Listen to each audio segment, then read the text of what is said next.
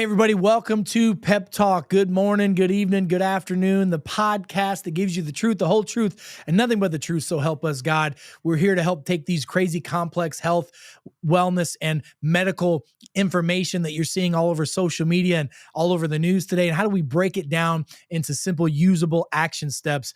Folks, today's a big conversation. I'm your host, Dr. Eric Naputi, 20 years in functional medicine, functional neurology. I'm here to help you guys understand the truth about your immune system. Listen, here we are now. Flu and cold season is right around the corner. Seems like it's always flu and cold season these days, but what can you do to help yourself? What can you do to truly improve immune system function? What can you do to help yourself, deal with where we're at? So first of all, we're going to discuss that and much, much more today. But I need you to understand that flu season is not a season where people get sick because it's that time of the year. Flu season is the time of the year, typically in North America, where it's between, fall and springtime, where we, number one, don't get as much exposure to sunlight because we're not outside. And the sun is typically set when we get up in the morning, and the sun is down before we finish our day. So we're not getting exposure to the sunlight, which our bodies and our minds are renewed by the morning sun from a health and a mental standpoint every day. We need that sunshine. Number two, we're indoors under fluorescent lights all day long. That's zapping our body's ability to produce certain nutrients and heal our body. It's the time of the year that is more stressful because we have all these holidays and people are spending money and traveling and meeting with people that are their friends, families, and loved ones that they shouldn't be buying presents for and shouldn't be, don't want to be traveling. And there's stress around families and life. And we eat like crap during these times more. We have more sugar, more processed foods. And that's what flu season is. By the way, during those times of the year, we have what's called the winter burden. The winter burden is the time when viral load is higher indoors than it normally is in the spring and in the summer. Well, why is that? It's because, we don't have the sunshine. We're not healthier human beings, so we're carrying more viruses. And if your immune system is weak because of deficiencies or toxicities, you're going to be prone to succumbing to some type of infection, period. And there are so many things that can be done to help. There's so much literature that has proven without a shadow of a doubt that we can do things to help the body. But it starts with a clear understanding. And I'm going to tell you that the understanding really starts with the gut and gut health, the gut microbiome, and understanding leaky gut, and understanding the fact that when the GI tract is not working proper, the human body cannot work proper. You got to understand that the gut is more than a digestive system. It's the central hub of, everything in the body. I mean, Hippocrates, the father of medicine, thousands of years ago said, fix the gut and everything else falls into place. All disease begins in the gut. He was right then. How did medicine go so wrong over so many years? It's because it's been infiltrated. It's because it's been propagandized, and it's because it's been bastardized by corporatocracy that doesn't care about health, doesn't care about you, and it just perpetuates the system. But listen to this.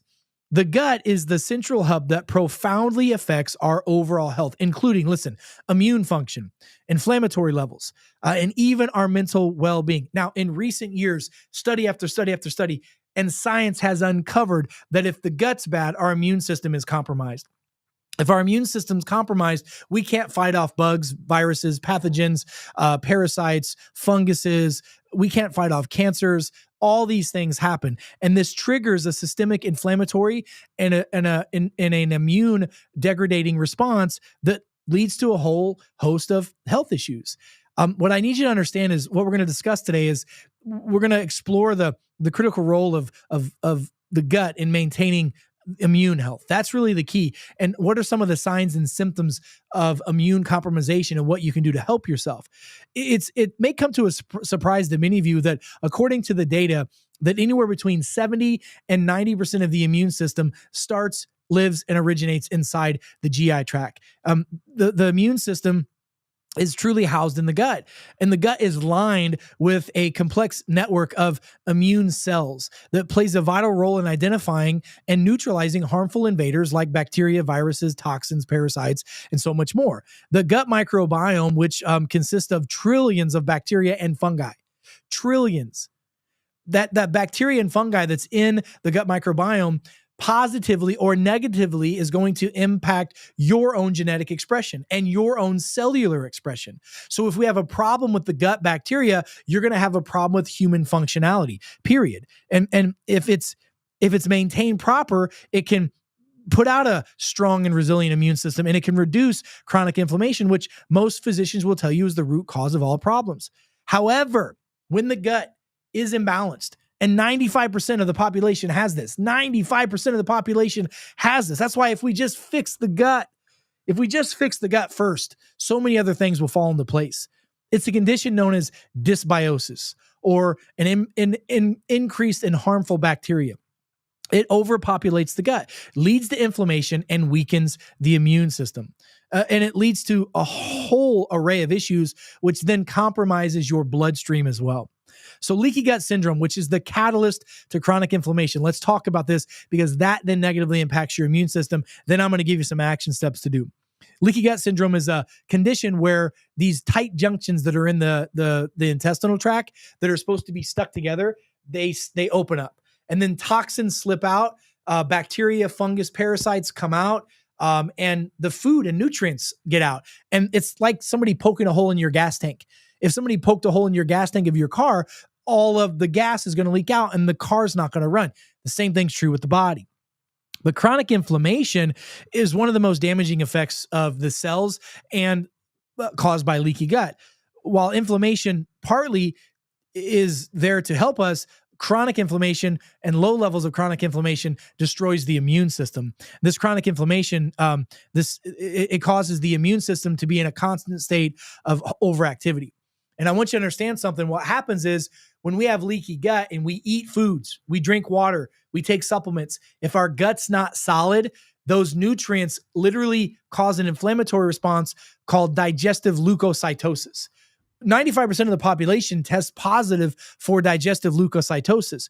For many people, symptoms of leaky gut and chronic inflammation go unnoticed, but sometimes they'll develop things like this. If you have any of these symptoms, you've got leaky gut. Chronic digestive issues, bloatiness, gas, constipation, diarrhea.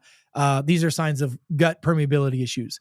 Food sensitivities, okay? Leaky gut triggers food sensitivities, especially to gluten and dairy. Yes, there's a genetic predisposition. Yes, there's an enzyme aspect of it. But if you don't have the right bacteria in the gut, your body doesn't make the enzymes.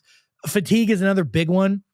Joint pain is huge. I can't tell you how many times in our practices, because we also have a functional medicine and a physical medicine department where people come to see us for chronic pain and shoulder and knee and back and neck issues. The reality is the systemic inflammation causes this pain. Headaches and migraines, brain fog, autoimmune issues, skin issues. By the way, skin issues like eczema, psoriasis, all that stuff can be a trigger from leaky gut. Mood disorders. I've done so many podcasts on mood disorders and shown the science on how if the gut's off, the brain's off. It causes an imbalance in the gut microbiome, which can cause anxiety, depression. The list goes on. And then frequent illness, because if the immune system is constantly under attack, whenever it becomes attacked again, it's weakened. We only have so many soldiers to fight a battle. And the reality of it is that if your body's constantly fighting a battle, it's losing soldiers all the time. And now when you truly have a virus, a bug, a pathogen, a parasite, or something that triggers the need for a positive immune response, first of all, your soldiers you have are exhausted from fighting all the time, and you've lost a lot of your soldiers. That's what happens. And the connection between chronic inflammation and the immune system is huge, and a weakened immune system. Chronic inflammation, by the way, whether it's caused by gut issues or other factors, are the major contributors to a weakened, compromised immune system. An overactive immune system causes autoimmune disorders. I'm going to tell you my clinical experience of 22 years of doing this. I've never seen a patient with any type of diagnosed autoimmune issue, whether it's RA, lupus, you name it, MS, whatever. They all have some variation of leaky gut and dysbiosis in their body. What happens is they get this and then they develop these symptoms. Listen to these symptoms. If you have any of these symptoms, you have these problems. Number one, frequent infections. If you get chronic urinary tract infections, chronic sinus infections, chronic eye infections, if you're children or you get chronic ear infections, yeast infections, that is a sign of a problem with bacterial imbalances in your system. Slow wound healing. I mean, if you're a diabetic, your immune system is compromised already. That's why you get these ulcers and they don't heal. Chronic fatigue, digestive issues, frequent colds and sore throats. If you're constantly getting sick during flu and cold season, if you're constantly getting allergy issues or problems even during the summer, you've got a compromised immune system because of leaky gut. Skin infections, skin issues that are frequent infections in the body. That's a bacterial issue. If you got lesions in your body that don't heal up, that's because of bad bacteria overgrowth, not enough good bacteria. If you get chronic swollen lymph nodes, lymph nodes, by the way, are the drainage system. Many times if your head or ears or neck are draining, they all get stuck in here. You know, the lymph nodes of the body that swell all over are a sign that there's an imbalance in the bacteria somewhere.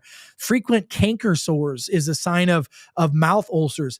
Gum disease and gingivitis is a sign of bacterial issues. Recurrent cavities is a bacterial problem. It's a bacterial problem. Joint pain, chronic pain, and inflammation. Those are all signs of bacterial overgrowth or bad bacteria that leads to these issues. And I need you to understand that having the right bacteria in your body can help the immune system get better. So what do you do? What do you do during flu and cold season?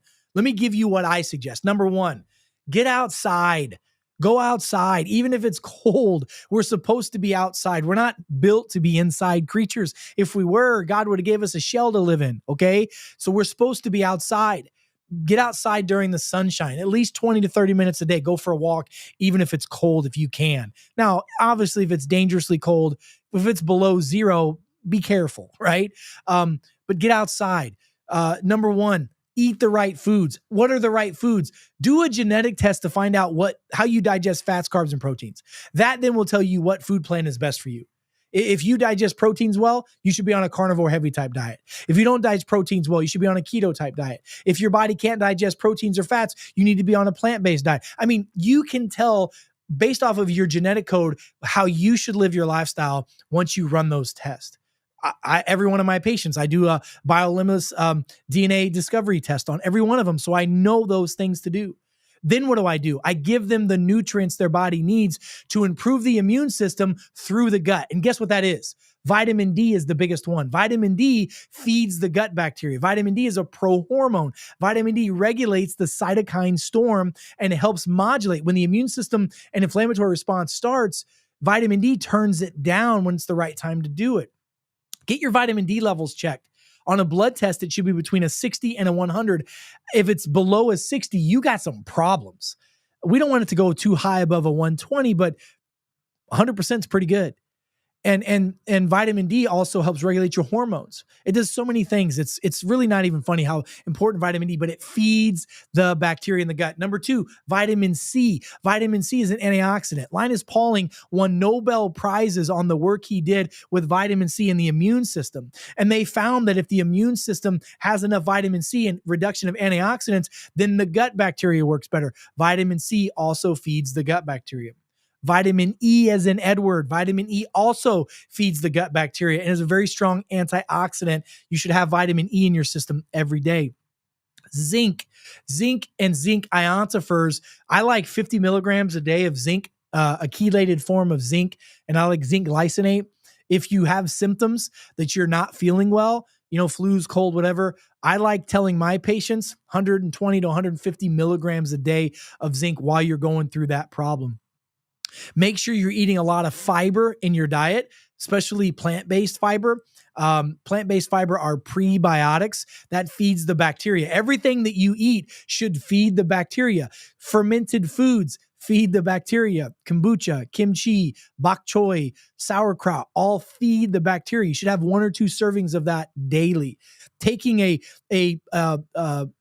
spore-based probiotic that has the ability to get past the stomach acid into the small intestines. There are a few of them on the market, but none as good as the Master Microbiotic formula that we use and recommend every day. Making sure that you're getting outside, making sure that you're playing in the ground, in the grass, go barefoot every once in a while. Don't put a lot of chemicals in and on your skin. Be little leery of certain types of sunscreens. Look at the oil you're putting on your body. Look at the makeup that you're putting on and the cover up you're putting on. All those different things are so important, but you got to do the right things. And really, knowledge is power, but wisdom is applying that knowledge to your life, making sure that you're eating good fats. Good fats are things like extra virgin olive oil, coconut oil, MCT oil, and real butter. Having things like beef tallow on a regular basis, getting back to the basics of eating real food, real butter, real salt, having 5 grams to 8 grams a day of organic sea salt in your diet truly can be a game changer for people. These are simple things that you can do to improve your immune system. It's not difficult, but if you don't do it, your immune system isn't going to work. I'm telling you, 70% to 90% of your immune system starts in your GI tract. You need to do everything you can to improve GI function, because vitamin D, vitamin C, zinc, all these things that are out there that are immune system support, they support your body's immune system by supporting the gut bacteria. So fixing the gut is the key to all things. So folks, here's what I want you to do. I want you to go back, rewatch this, re-listen to this, share this with your friends, your family, your loved ones. Go to our website. That's peptalk.world, peptalk.world. That will help you get to the root cause of the problems. Like, subscribe, and share with your friends and family, because censorship is real. They don't want you to know the truth. If you subscribe to our channel, we'll email all this stuff out to you. We'll stay in constant contact with you with what we're doing. But knowledge is power, but taking that knowledge and applying it to your life, that's wisdom. And that's the most important aspect of all of the things that we're trying to accomplish here today on Pep Talk. So folks, remember, you have the ability to achieve health and wellness. You have the responsibility to learn how to do this. We're going to continue to share the truth, and the truth will set you free. Until we meet again, folks, I'm Dr. Eric Naputi. God bless you. God bless America, and God bless the world. Stay smart out there, and I'll see you soon. Be well.